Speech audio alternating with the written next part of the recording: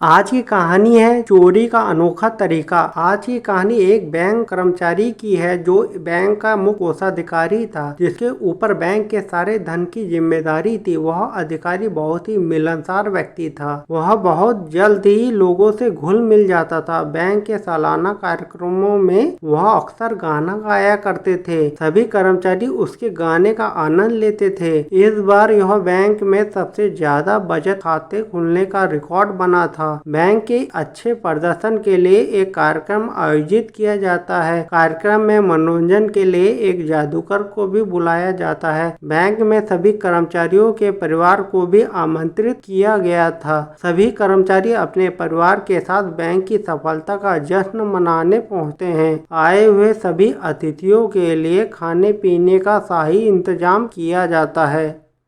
लोगों का आना जाना लगा रहता है और कार्यक्रम प्रारंभ हो जाता है। इसी बीच जादूगर हाथ की सफाई के लिए मंच पर चढ़ जाता है। बैंक के कोषाधिकारी सबसे आगे बैठकर कार्यक्रम का लुत्फ उठा रहे होते हैं। जादूगर के हर खेल में दर्शकों की तालियां बज रही होती हैं। कोषाधिकारी भी जादूगर के हाथ की सफाई को देखकर उसे मंच में कुछ रुपए इनाम में देते हैं। ठीक जादूगर का खेल खत्म होते ही सभी लोग को खाने के लिए कुर्सी टेबल में बैठाया जाता है। जादूगर के बगल में कोषाधिकारी की कुर्सी लगी होती है। सभी की थालियों में खाना परोस दिया जाता है और सभी खाना प्रारंभ कर देते हैं। इसी दौरान जादूगर और कोषाधिकारी की बात होने लगती है। कोषाधिकारी जादूगर से हाथ की सफाई का एक नमूना व्यक्तिगत तौर पर देखने को कहते हैं। तभी जादूगर उनकी जेब में रखे एक लिफाफे को मांगता है, जिसकी जानकारी जादूगर को पहले से थी।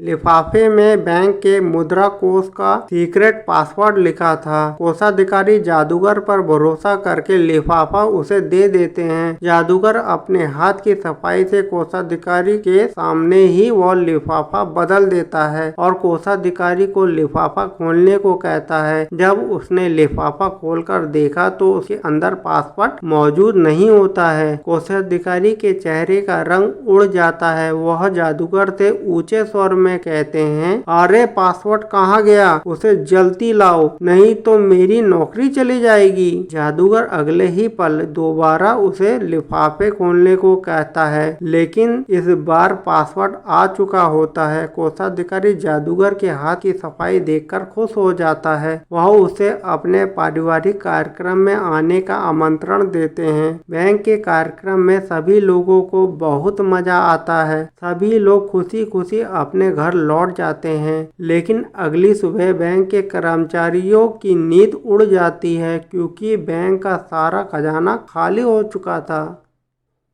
बैंक ने साल भर में जितना भी धन इकट्ठा किया था वह चोरी हो चुका था। चोरी इतनी बड़ी थी कि बहुत सी एजेंसियां बैंक पहुंच चुकी थी। पुलिस ने चारों तरफ से बैंक को घेर लिया था। चोरी का पता चलते ही बैंक के चारों तरफ लोगों की भीड़ इकट्ठी हो चुकी थी। पुलिस के वरिष्ठ अधिकारी घटना स्थल पर पहुंच चुके थे। धीरे धीरे तहकीकात शुरू होती है। पुलिस कार्यक्रम में आए हुए सभी मेहमानों की सूची मंगवाती है और एक एक करके सभी से पूछताछ करने लगती है। 4 दिन की कड़ी पूछताछ के बाद भी अधिकारियों को चोरी का कोई सबूत नहीं मिलता। महिला अधिकारी बैंक के सबसे बड़े कर्मचारियों को पूछताछ के लिए बुलाने की अनुमति मांगती है, लेकिन पुलिस के बड़े अधिकारी उसे ऐसा करने की इजाजत नहीं देते हैं। महिला पुलिस अधिकारी की एक सहेली मीडिया में काम कर रही होती है, जिससे वह मिलने जाती है और बैंक का सारा मामला उसे बताती है।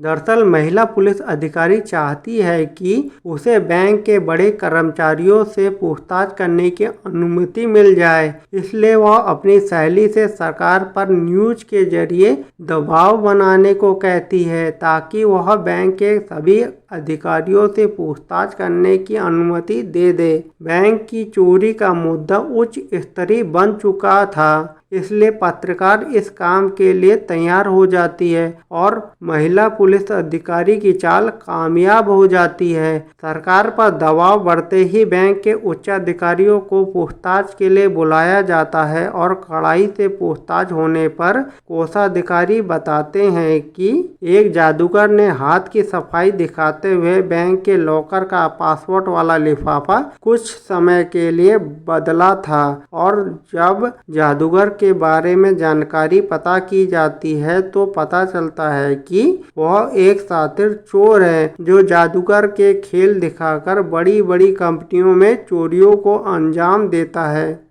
इस काम में चोर के साथ कुछ लोग और भी हैं जिनके पुराने आपराधिक मामले लंबित हैं। कोषाधिकारी को अपनी गलती का एहसास होता है। उनकी लापरवाही से ही इतनी बड़ी चोरी को अंजाम दिया गया था। अगर वह जादूगर से हाथ की सफाई देखने का आग्रह ना करते तो जादूगर को कभी पता नहीं चलता कि लिफाफे के अंदर कौन सा पासवर्ड है। बैंक में चोरी की खबर से सारे राज्य में तहलका मच चुका था। बहुत से लोगों की जमा पूंजी जा चुकी थी। बैंक दिवालिया होने की कगार में था और चोर की तलाशी के लिए सारे राज्य में पुलिस लग जाती है और चप्पे चप्पे की तलाशी लेने लगती है। एक दिन अंतर्राष्ट्रीय हवाई अड्डे पर एक बूढ़े आदमी को देखकर पुलिस को उस पर शक होता है। जैसे ही पुलिस उसके पास जाती है उसके चेहरे का रंग उड़ जाता है और वह यहाँ वहाँ देखने लगता है, जिस वजह से पुलिस का शक और बढ़ जाता है।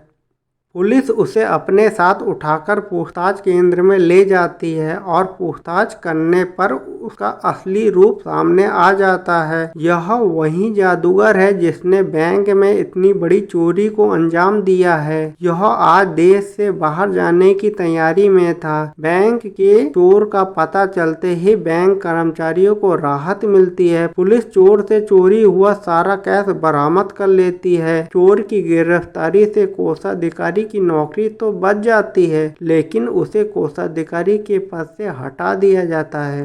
अगर मेरी कहानी आपको पसंद आई है तो मेरे चैनल RS स्टोरी को लाइक करिए, सब्सक्राइब करिए तथा बेल आइकन में क्लिक करिए। धन्यवाद।